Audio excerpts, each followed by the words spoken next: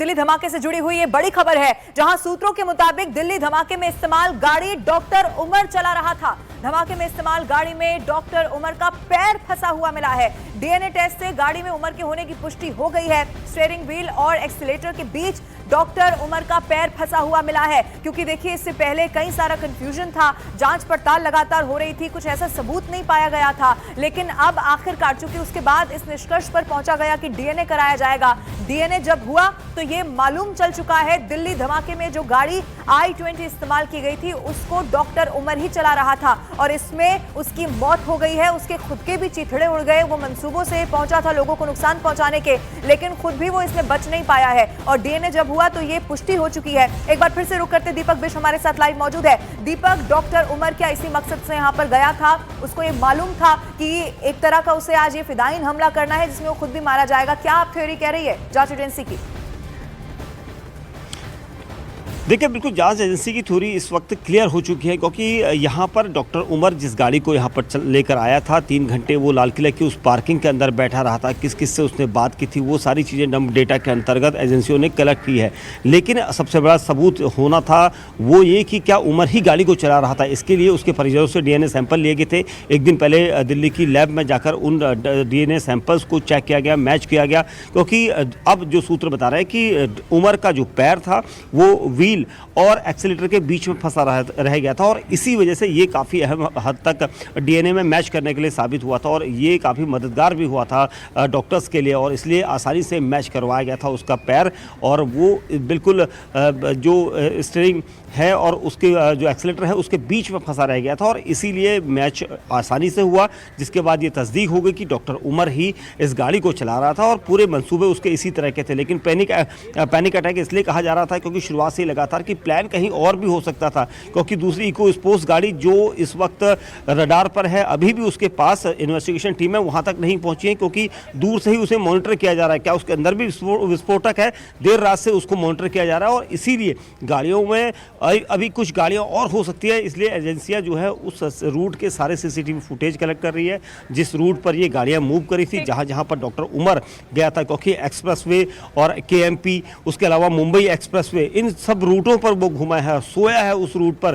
तो उसकी क्या प्लानिंग अकेले की थी? कोई उसे पीछे हैंडलर लगातार ऑपरेट कर रहा था, मॉनिटर कर रहा था, क्योंकि उसने अपना फोन जो है स्विच ऑफ किया था। तो कई सारे ऐसे थ्योरीज हैं जिस पर इस वक्त एजेंसियां काम कर रही है। बिल्कुल दीपक, लौटेंगे और भी जानकारी आपसे लेंगे, लेकिन इस बीच सूत्रों के हवाले से एक बहुत बड़ी जानकारी सामने आ रही है जिसमें डॉक्टर उमर और डॉक्टर मुजम्मिल की डायरी बरामद हुई है। सूत्रों का कहना है कि सुरक्षा एजेंसी को उमर मुजम्मिल की डायरी मिली है। देखिए, अभी तक जो जानकारी सामने है, ये जो डॉक्टर उमर था जो कि इस पूरे बम धमाके के बाद खुद भी मर चुका है, इसके चीथड़े उड़ चुके हैं, डीएनए सैंपल्स मैच हो चुके हैं, और दूसरा डॉक्टर मुजम्मिल, ये दोनों मिलकर साथ काम कर रहे थे और साथ ही साथ ये जो पूरा टेरर मॉड्यूल था, दोनों का ही नाम एक साथ इनके सामने आया है। अब ऐसे में इनकी डायरी बरामद हुई है। सुरक्षा एजेंसी लगातार जांच कर रही है और इसमें ये डायरी मिलना बहुत बड़ी उपलब्धि है। इसमें कई सारी जानकारी मिल सकती है। अल-फलाह यूनिवर्सिटी के रूम नंबर 4, रूम नंबर 13 से ये डायरी मिली है। आनंद तिवारी हमारे साथ जुड़ गए हैं। आनंद, ये डायरी क्या कुछ इसमें अभी निकल कर आया है? क्या ये 2 सेपरेट डायरीज है, रूम नंबर 4, रूम नंबर 13 से जो अलग अलग मिली है, या फिर एक ही डायरी? देखिए, 2 डायरियां बरामद की गई हैं और उसमें एक ऑपरेशन शब्द का इस्तेमाल किया गया है। इसको डिकोड करने के लिए लगातार फरीदाबाद पुलिस सुरक्षा एजेंसियां जांच कर रही हैं कि आखिर ये डायरी के मायने क्या हैं।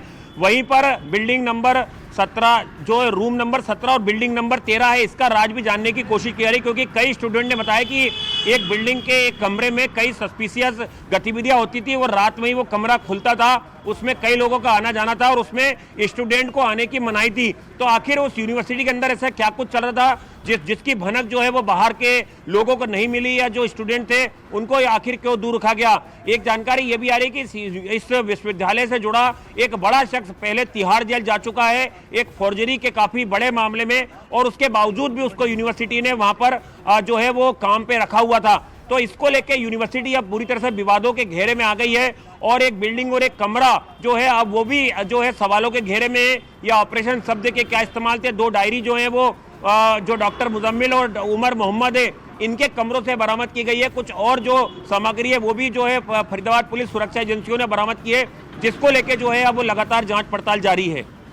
ठीक है आनंद, आप बने रहिएगा, लौटेंगे आपके पास, लेकिन एक और खबर दर्शकों को पहले बता देते हैं। दिल्ली धमाके से जुड़ी हुई जांच का केंद्र फरीदाबाद की अल फलाह यूनिवर्सिटी में अब शिफ्ट हो गया है। अब तक की जांच में मालूम हुआ है कि इस यूनिवर्सिटी के बिल्डिंग नंबर 17 के कमरा नंबर 13 में आतंकियों का ये मीटिंग पॉइंट हुआ करता था। बताया गया कि यहीं पर दिल्ली और उत्तर प्रदेश के कई ठिकानों पर बम धमाके करने की साजिश रची जा रही थी। इस कमरे को पुलवामा के डॉक्टर मुजम्मिल अहमद के नाम पर अलॉट किया गया था। पुलिस ने अब इस कमरे को सीज कर दिया है और वहां से कई डिवाइस और पेन ड्राइव बरामद कर लिए हैं। फॉरेंसिक टीम ने कमरे और लैब से रासायनिक पदार्थ और डिजिटल डेटा भी जब्त कर लिए हैं। इस कमरे के बारे में मालूम चल चुका है, यानी कि जिसमें इस तरह की मीटिंग होती थी। सीधा रुख करते हैं, आनंद तिवारी लाइव हमारे साथ लगातार मौजूद हैं। अल फलाह यूनिवर्सिटी आनंद सवालों के घेरे में है, लेकिन कल एक स्टेटमेंट भी सामने आया, वो तो कह रहे हैं जी हम जांच में एजेंसियों का सहयोग कर देंगे, हमारा तो कोई लेना देना ही नहीं है। अब क्या कह रही है जांच एजेंसी?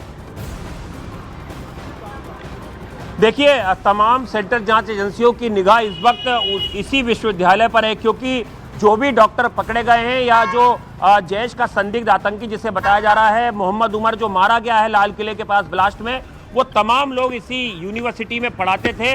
इसीलिए यूनिवर्सिटी सवालों के घेरे में। हालांकि यूनिवर्सिटी की तरफ से लगातार ये बयान आए हैं कि वो जांच में पूरा सहयोग कर रहे हैं और अंदर इस तरह की कोई चीज़ नहीं हो रही थी, लेकिन जो सबूत मिले हैं और जो चीज़ें अब तक जांच में सामने आई हैं और जो डॉक्टर मुजम्मिल जम्मू कश्मीर पुलिस के सामने, सुरक्षा जो सामने जो खुलासे कर रहा है, वो इस ओर इशारा कर रहे हैं कि सब कुछ ठीक नहीं था और एक बहुत बड़ी कॉन्स्पिरेसी जो है भारत में बड़े हमले करने की जो है वो इस विश्वविद्यालय के अंदर जो है वो तैयार की जा रही थी। इसीलिए एक जो कमरा है उसको रात में खोला जाता था, वहां पर जो छात्र होते थे उनको आने की मनाही थी।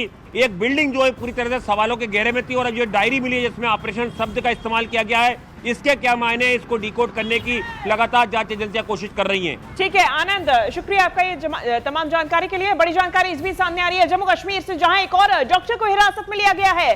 अनंतनाग से डॉक्टर मुजफ्फर अहमद को हिरासत में लिया गया। डॉक्टर मुजफ्फर अहमद से पुलिस अब पूछताछ कर रही है। लगातार जम्मू कश्मीर पुलिस की तरफ से जगह जगह पर, सुरक्षा एजेंसीज की भी जगह जगह पर छापेमारी जारी है। अब तक 500 से ज्यादा जगहों पर छापेमारी की जा चुकी है। रिफात अब्दुल्ला मेरे सहयोगी जुड़ गए हैं, ज्यादा जानकारी देंगे। रिफात, कौन है ये डॉक्टर जिसे गिरफ्तार किया गया है? मुजफ्फर अहमद, माफ कीजिएगा, देखिए एक और डॉक्टर, ये डॉक्टर मुजफ्फर अहमद के बारे में अभी बताया जा रहा है, उसको पुलिस ने डिटेन किया है क्वेश्चनिंग के लिए, क्योंकि जो दिल्ली ब्लास्ट हुआ या जो हरियाणा में जिस तरीके से फरीदाबाद में इतना ज्यादा सामान रिकवर किया गया, उस सिलसिले में अब क्वेश्चनिंग हो रही है जगह जगह पे।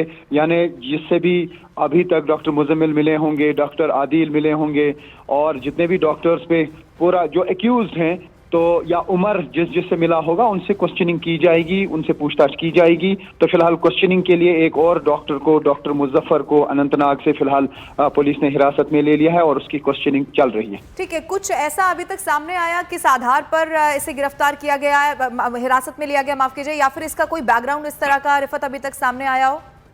देखिए फिलहाल उनको डिटेन किया गया है, घर से उठाया गया है और क्वेश्चनिंग के लिए ही लाया गया है, क्योंकि जैसे मैंने कहा कि उमर के साथ जो जो लोग मिले होंगे, जो जो उनके दोस्त रहे होंगे, जिनके साथ उसके ताल्लुक रहे होंगे और उसके साथ साथ आदिल या जितने भी डॉक्टर्स एक्यूज्ड हैं उनके संपर्क में जितने भी लोग रहे होंगे, चाहे वो इन्वॉल्व हों या ना हो, उनकी क्वेश्चनिंग जरूर की जाएगी, इंटरोगेशन की भी किया जा सकता है, ताकि कोई बाकी तार जो हैं वो ये जो हैं देखे जा सकें और जहां जहां ये नेटवर्क है उसको बस्ट किया जाए।